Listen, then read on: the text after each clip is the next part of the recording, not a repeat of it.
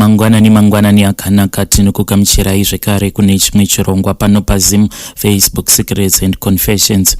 Regai tibva tapinda mumamessages edu emuzuva ranhasi.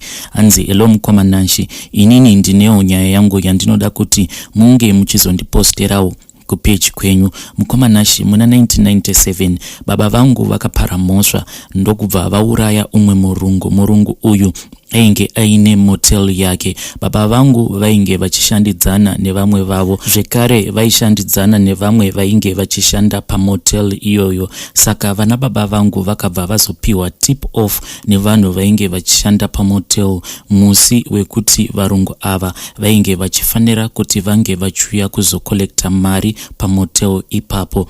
Vana baba vangu vakabva vasvika ndokubva vanyepera sekunge vainge vachida kubhuka room, but vakazopindira murungu wacho muoffice make ari busy kuisa mari yake mubriefcase.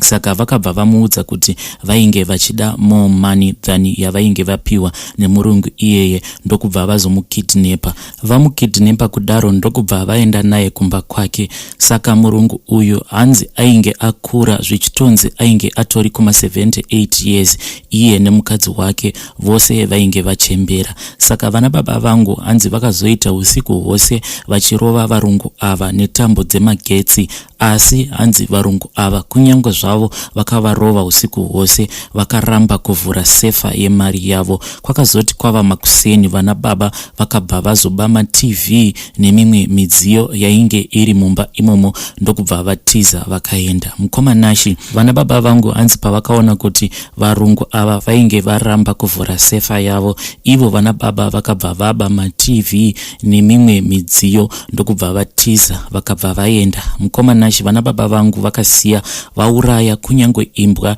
dzainge dziri paplot ipapo pevarungu ndokubva vaenda. Vava kumberi hanzi vakabva vagovana zvinhu zviya zvose nemari, asi umwe wavo hanzi akazotengesera umwe mupurisa ainge ari undercover mamwe maneck chain egold avainge vaba mumba imomo. Munhu uya paakazosungwa ndokubva azotengesawo vana baba vangu zvese nesyndicate ravo ravainge vachishandidzana naro. Vana baba vakazoti vasungwa hanzi vakazotongerwa rufu. Amai pavakaona kuti baba vainge vatongerwa rufu, amai vakazotanga kufambira nyaya dzababa vachida kuti baba vange vachibuda kubva mujeri. Mukomanashi, amai vangu vakazosvikawo pakushaya, asi vainge vachitaura ivo vachingoti kwacho kwavainge vakaenda. Vakasvika ikoko ndokubva vapiwa kamwe kadanda so kainge kari mukabox kematches, vachinzi vazopa baba vangu katanda ikako kainge kari mukabox kematches. Saka amai vangu vainge vakaudzwa kunzi pavanopa baba vangu katanda ikako, ivo baba vainge vachifanira kuti vange vachizoisa katanda ikako pasi perurimi rwavo kana vava kukoti kuitira kuti judge avabvise padeath row apo pavainge vakaiswa. Kubvawo ipapo amai vanoti kwacho kwavainge vakaenda kunobatsirwa vainge vakaudzwa kunzi vaizoitirwa imwe mishonga zvekare yekuti baba vakwanise kuti vange vachizoburitswa mujeri vabude neparou. Asi amai ivo vanoti pavakazoenda kunoona baba vachida kutambidza baba katanda ikako, pavakatambidza baba katanda ikako kakabva katorwa nemapurisa ndokubva karaswa. Baba vangu vakazoita 4 months ndokubva vazongowanikwa vakafira museo mavo, vainge vachibuda ropa munzeve, mumaziso, mumuromo nemumhino. Zvakambofungidzirwa kuti baba vangu vainge vaita zvekupondwa nemasoulmates avo, asi ivo baba vangu zvakazoonekwa zvikanzi ivo baba vaigara vachingozvirovera musoro wavo kumadziro. Vachizvirovera musoro wavo kumadziro hanzi yainge iri nyaya yekuti ivo baba vainge vachiti vainge vachiona varungu vaya vavakauraya vakamira kumberi kwavo. Mukomanashi, after baba vedu vafa, isuwo takazokura tikatosvikawo pakutoita mhuri dzedu, asi amai vedu pavakazoti vatanga kurwara pamusha pedu ndipo papakazotanga kuitika mashura. Vakatanga kuzviona zvinhu izvi ndevamwe amainini vedu avo vainge vachichengeta amai panguva yacho. Amainini ava vakati vainge vakaradzika amai vangu pamumvuri. Saka ivo pavakapinda mumba, pavakazobuda ndokubva vaona nyoka nyoka. Hanzi nyoka iyi yainge ichinanzva amai vangu. Hanzi nyoka yacho yaiva type iya inofutisa pahuro. Ivo amai nini vanoti nyoka iyi payakavaona yakabva yafutisa pahuro ndokubva yatiza. Zvisinei amai vedu vakazofa, asi nyoka iyi mukomanashi inongogara ichingoonekwa mumba. Kunyangwe tikapisa mataya zvakaita sei, but nyoka iyi inongoramba irimo mumba. Kana kuri kurota, vana vanogara vachingovhumuka. Kana ukazobvunza kuti nhai mwana ko wavhundukei, vana vanongoti ndanga ndichirota, kana kuti vanoti ndanga ndichinanzvwa nenyoka. Ende mhando yacho inenge ichitaurwa nevana kuti vanoona ichivananzva inyoka iyo yatinogara tichingoona iri mumba imomo. Saka ndakazombobvawo kumusha ndikabva ndatomboendawo ndikanogara mutauni, asi zuva randakashifta ndakabva ndatosangana nenyoka iyoyo. Yainge yakaita zvekuungana mukona memba ndokubva yangondisvipira kumeso ikabva yangonyangarika. Mukomanashi, please tibatsireiwo nekutisvitsirawo message iyi kuruzhinji rweZimbabwe. Vedare ndo nyaya yandakatumidzirwa naHaiti. Zvakangoma hazvo veduwe, ngatitaurei naye mucomment section. Regei tibva taenda panyaya yedu inotevera. From a WhatsApp voice note, hanzi mukomanashi, ndiri kukumbirawo kuti mundikumbirirewo kubva kune vanonamata, kunyangwe avo vanoita zvechivanhu, kuti vakwanise kundibatsirawo. Mukomanashi, inini ndiri mukati mekutambudzika kukuru. Dzimwe nguva ndinomboti vakafa havo vari nani. Mukomanashi, now ndava ne30 years, ndinogarawo munyika yevatorwa, ndinogarawo nemurume wangu nevana vedu 2. Mukomanashi, dambudziko rangu randiinaro handisati ndamboudza kana ani zvake. Ndimi wandatotanga kuudza secret yangu iyi. Nyaya yangu mukomanashi inototyisa kana kutaura, asi maybe ndingawanawo help. Mukomanashi, zvinhu izvi zvakatanga inini ndichiri grade 7 patainge takamboenda kumusha kwana mama vangu. Kuenda kwatainge takaita ikoko, amai guru sisi vamama vainge vashaika. Patakasvika kumusha kwana mama takasiwa nebhazi kumashops, nekuti kumusha kwana mama ana mama vakavakira muzasi memakomo, saka mabhazi haakwanisi kusvika ikoko. Saka munotofamba about 1 hour kubva kumashops muchienda kumusha kwana mama. Apa at that time daddy vainge vari out of the country, ndokusaka takazoshandisa mabhazi. Saka patakaburuka kubva mubhazi imomo mukomanashi, it was around 6 p.m. but paitova nevazukuru vamama who were waiting for us cause mom vainge vatenga magroceries. But inini ndakati ndichiburuka kubva mubhazi ndakabva ndanzwa kuti painge paine chimwe chinhu chainge chakaita sekunge chakauya chikabva chandiputira. The power yechinhu ichocho chainge chakandiputira was just too much, because ndakabva ndashaya kana simba ndikabva ndadonha. Ndakati ndadonha kudaro, my mom vakangofunga kuti it was because I was tired nekutravela nebhazi. Ndakazoiswa mungoro and then we went kumusha kwana mom. Mukomanashi, it was like a movie, nekuti ndakati ndiri mungoro kudaro, I then saw twumwe twunhu twakapinda mungoro tukabva twangodisappear. Ndakaskrima, but vazukuru zvese namam vangu vakangoseka vachiti hauna kujaira zvekumusha. Inini ndikabva ndangonyarara.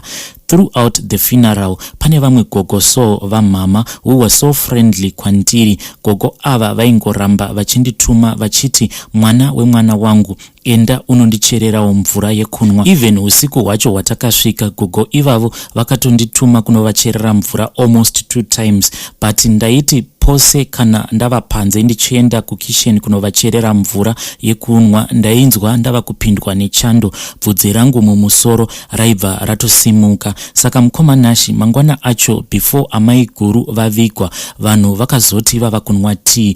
Gogo ivavo vakabva vandidaidza vakati huya udye neni. Ndakabva ndaenda tikabva tatanga kunwa tea tiri tose, inini nagogo ivavo. Takati tapedza kunwa tea, gogo ivavo vakabva vandipa matowe vakati tora udye. Inini ndikabva ndatora matowe aya ndikabva ndatanga kudya.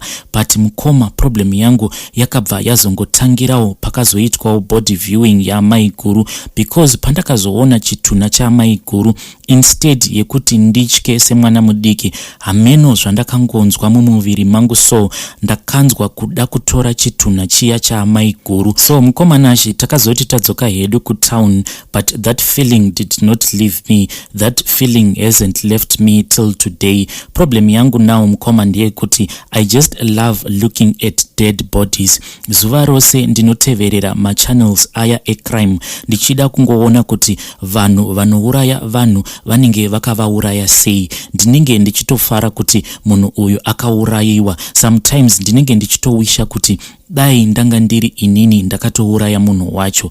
Ndinofarira ma horror movies, but aya ekuti munhu anotanga amboshungurudzwa before asati azourawa. Mukoma nashi, kunyangwe ndikaona motikari inenge yakatakura coffin, I even follow behind that car ndichingo fantasize about Chitunha chinenge chiri mu coffin. Heidi crying. Mukoma nashi, one day I had gone to pick up my child from crash. So along the way ndakabva ndapesana nemotikari ye funeral. Then I made a U-turn and I started to follow that car iyo yainge yakatakura Chitunha. I was fantasizing about Chitunha chainge chiri mu coffin imomo. I only came back to my senses when my child said, "Mommy, where are we going?"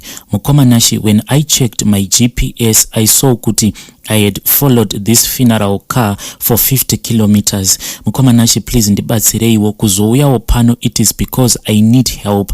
There are worse things that I do kana murume wangu aenda kubasa and when my kids are at school. Mukoma nashi, I drive around the neighborhood and if I find kitsi inenge yakafa yega kana kuti shiri inenge yakafa, I pick it up and I return nayo kumba and ndinobva ndatanga kuzviita romance nechinhu ichocho chandinenge ndakanhonga chakafa.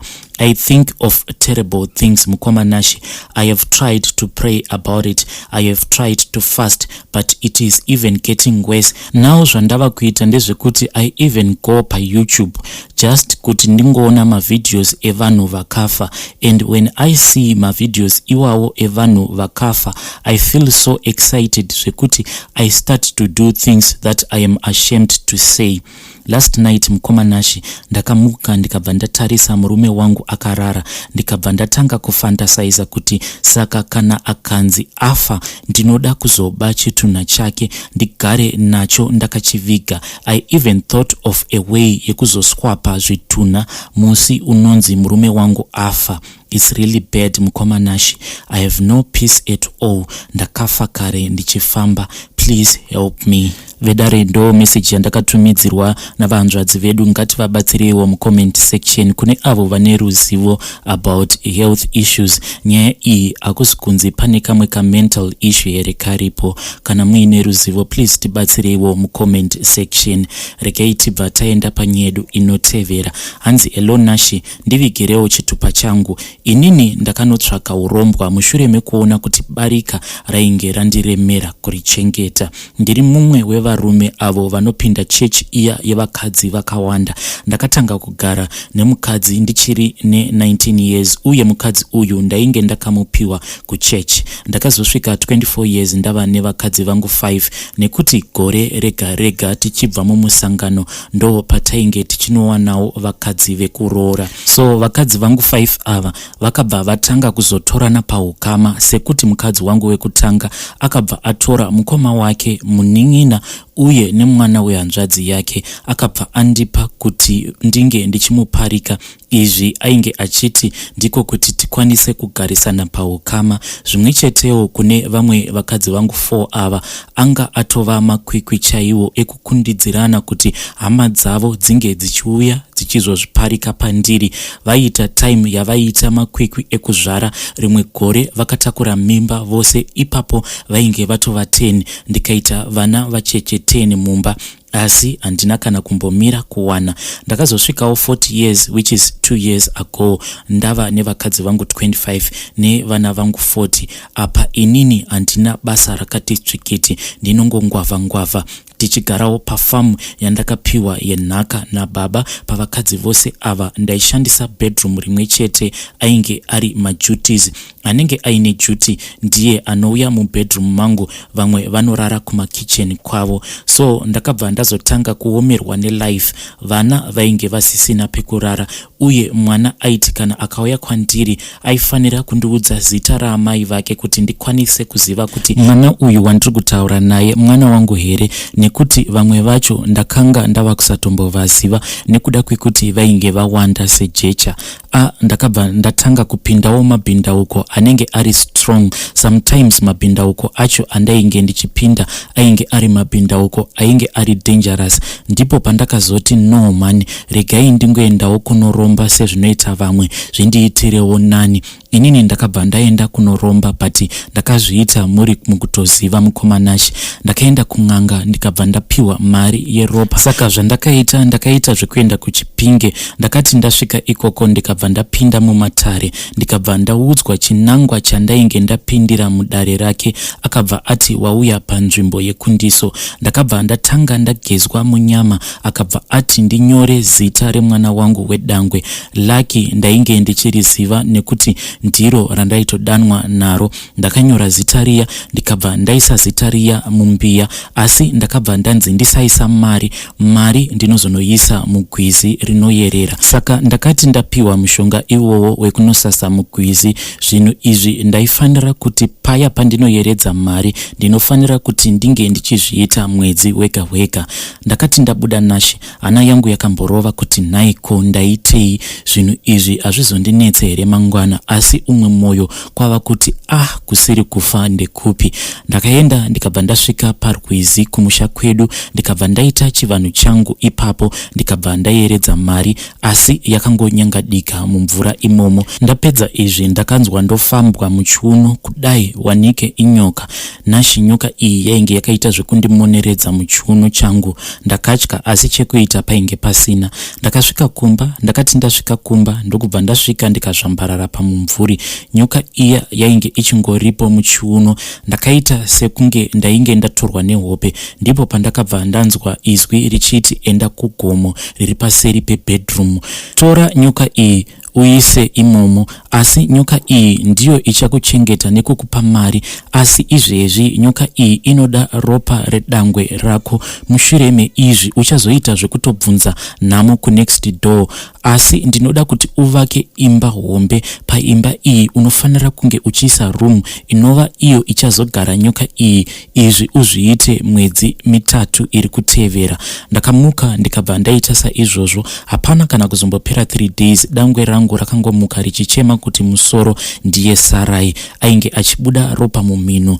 Zvakashamisa dunhu rese kuti mafiro aya ndeemhandoyi. Asi semunhu ainge achiziva kuti ndainge ndaita zvinhu izvi, ndakangozvikudza ndikati, mwanangu, nhamo yevamwe vako yapera nekuda kwerudo rwako rwekufira vamwe vako, sezvakaita Jesu akatourayiwa asina kana mhaka kuti tikwanise kurarama. So ndakabva ndangozvisimbisa nemashoko iwawo kuti ndainge ndasacrifice dangwe rangu kuti vamwe vanina vake vakwanise kuzorarama upenyu hwakanaka. Mwana akati avigwa, ndakaona chishamiso mumba. Pasi pemubhedha painge pakazara nemazimari, asi ndini ndainge ndichingomaona panguva iyoyo. In 2 months time ndainge ndatopedza kuvaka double story yangu pafamu. Ndikabva ndatenga mombe nezvipfuwo, ndikabva ndavakirawo vakadzi vangu makitchen avo ainge akanaka chose. Vamwe vaifara, asi mukadzi wangu mukuru ainge achichema kuti wai zvazodai mushure mekunge mwana wangu afa. So ndakazoita sekunge ndinomuda kukunda vamwe vose kuti asafungira kuti ndini ndainge ndakabata.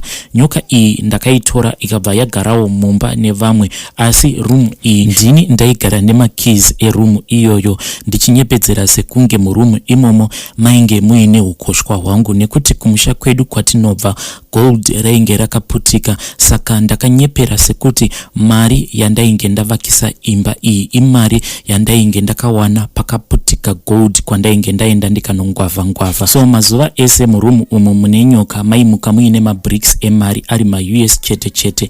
Ndakabva ndatanga kuinvesta kusvikira ndaneta, ndikabva ndazovhurira vakadzi vangu mabusiness kuma-small house ko ndakanga ndava kusabvira kuvakadzi. Handina hangu kuzotora mumwe mukadzi kuti ange achiuya pamba pangu, asi vainge vari pamba vakadzi vangu nevakadzi vekunze ma-small houses. Vakadzi ava kana ndikatanga kuvaverenga vanokwanisa kutosvika kuma 59 ende vose vanondigonera.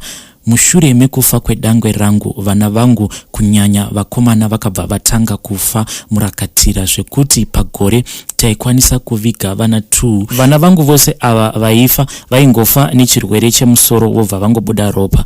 Vanasikana vangu hapana anokwanisa kuroorwa nekuti vakazi venyoka yangu, asi izvi kun'anga kwandakaenda handina kukwanisa kuti ndinge ndichibudirwa pachena nashi.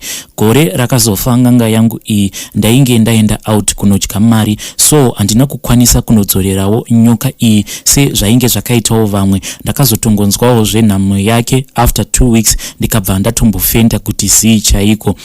Nashi hazvisisina kana kumbomira mushe. Ndinofamba nemotikari yakanaka chaizvo, dziya dzamunoti dzinogezwa nemukaka, asi handichina kana rugare nenyoka iyi. Nyoka iyi inenge iri kuback seat, haichada kana kusara kumba, asi hapana kana mhiko yandakati ndingati ndakatyora. Even vakadzi vangu vakazozvionera vega iri mumotikari imomo, asi kuti vakwanise kundibvunza vanotangira pai, nekuti handitodi nonsense kumberi kwangu. Kana ukanditarisisa ndinokuendesa kubwiro faster. Sevakadzi avo vane vana vakashayika vakatomboda kurongedza kwavo kuti isusu hatikwanise kugara nenyoka pamba, asi vose vari pasi nashi. Saka ava vasara vatova kutya kana kuudza ani zvake. Inini pachezvangu nyoka iyi ndaneta nayo nashi. Ichasvika time yekuti ichazorambawo kusara mumotikari iyo yobudawo neni. Rimwe zuva ndakakanganwa kuti ndine nyoka kuback seat, apo ndainge ndadriver ndichienda kuborder, so I needed someone to talk to. Ndakabva ndakwidza vamwe baba, but baba ava ndakati ndavakwidza motikari yangu ndakazonzwa vava kungoskrima. Vainge vatemwa nenyoka iyi pagumbo. Ndakazongovasiyawo pamvuma ndava kutya kuti ko kana vakazofira mumotikari mangu ndaizodii, asi murume uyu akatosara akafira ipapo. Murume uyu haasi kundipawo zororo, nekuti now ndava kufamba nenyoka zvekare nechipoko mumotikari mangu. Chipoko ichi kana chichitaura neni chinenge chichiti, asi ndakatadzei nhai, wai wakandiuraya, chienda ka unoudza hama dzangu zvawakandiita. Asi kutaura chokwadi zvinhu izvi hazvitaurike. Ndinozoti ndakamuuraya sei nhai vedu we. Mukoma nashi ndiyo nyaya yangu. Ndatambura inini andirare, ndinotorara ndigere nekuda kwezvinhu izvi. Apa mari yawandisa pamba kupfuura vanhu. Ndoitawo sei, ndibatsireiwo nhai vanhu. Vedare ndo message yandakatumidzirwa naHaiti. Mamwe mazita anga akanyorwa ipapo ndatoita ndichimajambira, zvimwe zvacho zvinenge zvichingotyisa kuverenga, so asi ndo nyaya yandakatumirwa namukoma vedu. Ngatitaurei navo mucomment section. Ndichadzoka zvekare nezvimwe zvirongwa zvinotevera.